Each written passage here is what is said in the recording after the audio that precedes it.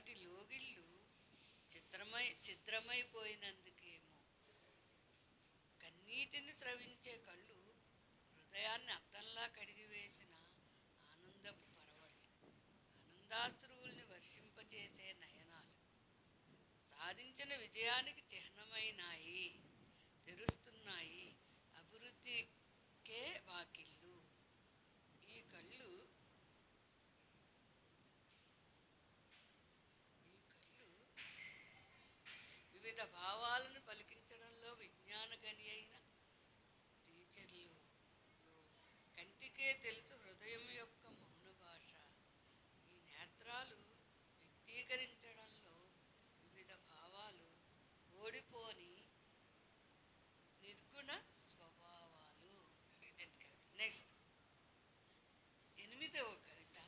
నేను ఒక కన్నీటి చుక్కను ప్రేమిస్తాను అంటున్నానంటే అసలు ఈ కవిత యొక్క అనాలిసిస్ చిన్న అర్థం ఏంటంటే అందరినీ కొట్టి తిట్టి హింసించి అవమానించి పక్క వాళ్ళ డబ్బులు తీసేసుకుని అనేక విధాలు తిండెట్టకుండా మందులు వేసుకొనియకుండా ఆధారపడిన వాళ్ళని అవమానించి శాడిజం కన్నీరు కాదు, ఆప్యాయతతో మంచితో కూడా కన్నీరు అప్పుడప్పుడు వస్తుంది, వాళ్ళ ప్రేమ మంచితనానికి కూడా. ఎంచేత ఏంటంటే నేను ఒక కన్నీటి చెట్టు, నాకు అన్న తల్లి నన్ను చాలా ప్రేమించారు. అప్పుడప్పుడు మాటల్లో వ్యక్తం చేయలేకపోయేవారు, కానీ చాలా తన జీవితం మొత్తాన్ని త్యాగం చేశారు. 90% నా కోసం త్యాగం చేశారు. ఆ 10% నా పైన పుట్టినోళ్ళు పెట్టిన హింసలు అవిని ఆమెకి, వాళ్ళ కోసం అన్నమాట. అయితే ఇక్కడ ఎంత బాగుందండి కవిత. మనల్ని ఇష్టపడే వ్యక్తులు కార్పించే కన్నీరు ఆనంద బాష్పాలు, ఆనంద సంకేతాలు. ఆ కన్నీటి చుక్కలు మనం వదులుకోలేని ఆనంద పంపులు. మనుషులు మరణిస్తే కూడా వస్తాయి కన్నీరు, అది కొంచెం బాధ, వాళ్ళ మీద సంతాప కన్నీరు అన్నమాట.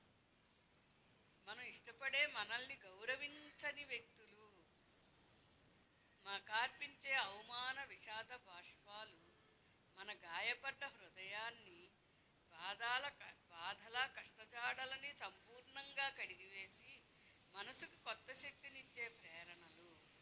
ఈ ఆత్మీయత అనుబంధాలు సంబంధాలు మన పూర్వజన్మ సంచితార్థాలు సుకృతాలు.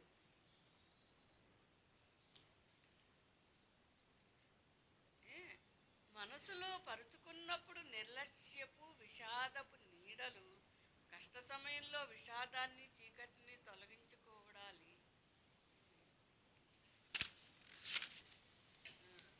స్నేహితుల జాడలు, బిడ్డలు ఉన్నత స్థానానికి చేరినప్పుడు పేరెంట్స్ కార్చు ఆనంద బాష్పాలు, వారు సాధించిన స్వయం కృషి సంకల్ప బలాలు, ఆరోగ్యం తగ్గినప్పుడు కార్చు కన్నీరు ఆధారాన్ని కోరుతుంది, మరణం సంభవించినప్పుడు బతుకున్న వాళ్ళు కార్చే కుటుంబ సభ్యులు స్నేహితులు కార్చు విషాద బాష్పాలు వైరాగ్య బాష్పాలు.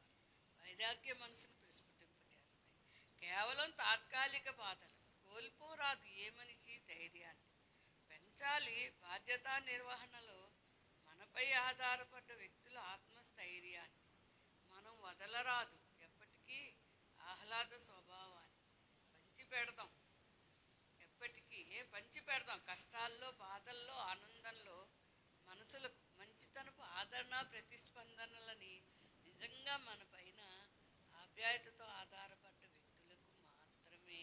సాడిస్టులకి స్వార్థపరులు దుర్మార్గులకి మన శక్తిని బలాన్ని చదువుని విద్యని ధనాన్ని